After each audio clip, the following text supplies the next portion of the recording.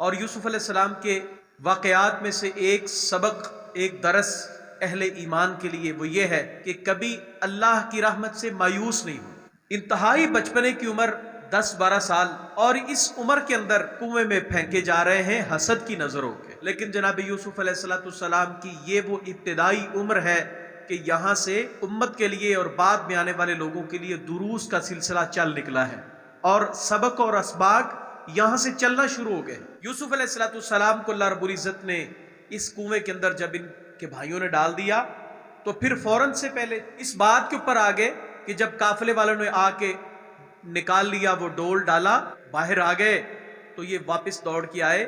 اور مکر گئے اس بات سے کہ یہ ہم نے اس کو کنویں میں پھینکا ہے۔ کہتے یہ تو ہم سے روٹھا ہوا، ہم سے دوڑا ہوا ہمارا غلام ہے، ہم تمہیں نہیں دیں گے، اور بیچا بھی، دیا بھی تو کس قیمت کے عوض؟ چند کھوٹے سکوں کے عوض بیچ دیا۔ یہاں سے جو تسلسل، یہاں سے ایک جو سلسلہ شروع ہوتا ہے، وہ آگے چل کے اللہ رب العزت نے 40 برس بعد صبر و استقامت، اس عمل پہم اور مسلسل جد و جہد، اپنی جوانی، اپنی لڑکپن اور عین شباب کے دن، وہ دن کے جو سیدنا یوسف علیہ السلام نے عزیز مصر کے گھر میں گزارے، اور ان دنوں جب گناہ کی طرف کھینچے اور بلائے جا رہے تھے، خوف خدا کا یہ عالم کہ اس نے جب بلا کے وہاں پہ گناہ کی دعوت دینے جا رہی ہے تو وہ کہتی ہے یوسف ذرا ٹھہریے، میں اپنے رب کے اوپر وہ جن بتوں کی،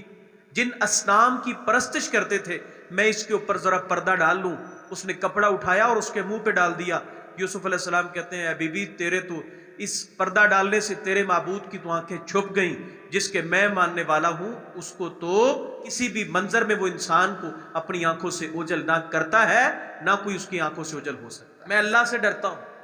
یہ تقوی کا درس کہ عین شباب کے دن ہے، جوانی کے دن ہے، اور سیدنا یوسف علیہ السلام گناہ کے مواقع میسر ہیں، لیکن اللہ رب العزت نے سیدنا یوسف علیہ السلام کو جو عطا اور ان کے دل میں جو اللہ کے تقوی کی عطا تھی، اس کے ساتھ یہ سبق ملتا ہے ہمیں کہ جوانی کو اس انداز سے گزارنا چاہیے۔ پھر سیدنا یوسف علیہ السلام بھائیوں کے ساتھ بنیامین کو اور باقی بھائیوں کو لے کے جب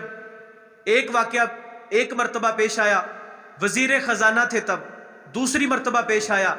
یہ وزیر خزانہ اس وقت قائم کیے گئے، مقرر کیے گئے کہ جس وقت قحط پڑ گیا مصر کے اوپر، اور وہ تعبیر، خواب کی تعبیر بتائی تھی، اور ان کو غلے کی ذخیرہ اندوزی کا طریقہ بھی بتایا تھا کہ اس طریقے سے تمہارے آئندہ کے 7 مشکل سال جو ہیں وہ ان میں تم سروائیو کر سکتے ہو۔ انہوں نے اس کوئی ذمہ داری دینے کا سوچا تو خود یہ سیدنا یوسف علیہ السلام نے فرمایا کہ مجھے غلے کے جو وزیر خزانہ ہے، غلے کا ذمہ دار ہے، مجھے یہ ذمہ داری دے دی جائے، میں اس کو بخوبی نبھا سکتا ہوں، انی حفیظ علیم، اور اس کو میں جانتا بھی ہوں۔ اس لیے انسان کو چاہیے کہ انسان اپنے آپ کو اس منصب کے لیے پیش کرے جس کے وہ اہل ہو، جس کو وہ کر سکتا ہو۔ جو پنڈ بھاری ہو اپنے آپ سے اس کو نہیں اٹھانا چاہیے، یا اس کے اٹھانے کے لیے انسان کو جو ہے وہ لال پیلا نہیں ہو جانا چاہیے۔ اپنے آپ کو اس منصب کے لیے پیش کریں جس کے آپ اہل ہیں۔ صبر کے بعد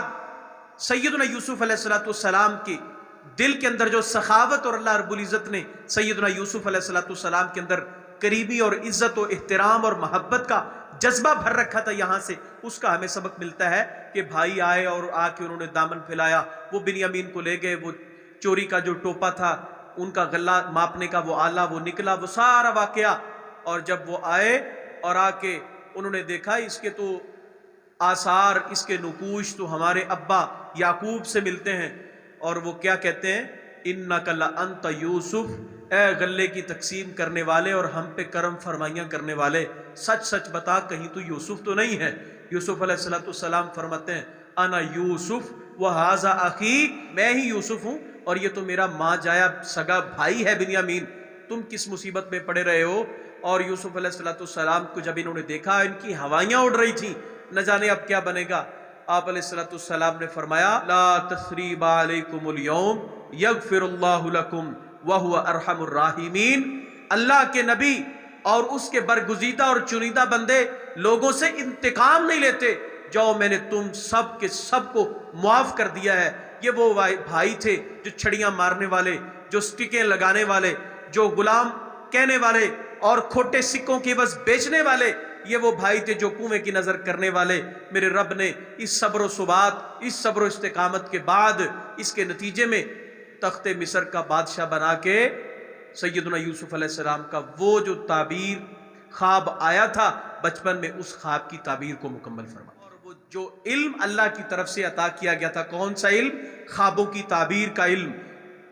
کیا کہتے ہیں؟ ربی قد آتیتنی من الملک وعلمتنی من تأویل الاحادیث فاطر السماوات والارض انت ولی فی الدنیا والآخرہ توفنی مسلما والحقنی بالصالحین۔ اے اللہ میں تجھ سے دعا کرتا ہوں، تو مجھے علم سکھانے والا ہے، تعبیر کا علم دیا تو نے، اور یہ بادشاہتوں اور ان مسندوں کا وارث بنایا تو نے۔ اے اللہ بادشاہتیں دینے والے، اے خوابوں کی تعبیر دینے والے، فاطر السماوات والارض، اے زمین و آسمان کے مالک، تو ہی میرا دنیا میں مالک اور وارث ہے، اور تو ہی میرا آخرت میں وارث ہے۔ اور دعا کیا کی؟ توفنی مسلما والحقنی بالصالحین۔ پوری عمر کو گزارا، زندگی کو گزار کے اللہ کے نبی ہیں، اتنے اعلیٰ مناصب کے اوپر فائز ہوئے، پھر بھی دعا کرتے ہیں توفنی مسلما، مجھے مسلمان بنا کے اسلام ایمان کی حالت میں مجھے موت دینا، اور جب میں دنیا سے رخصت ہوں تیرے پاس پہنچ جاؤں الحقنی بالصالحین، قیامت کو اٹھائے تو مجھے نیکوں کی صف میں کھڑا کر۔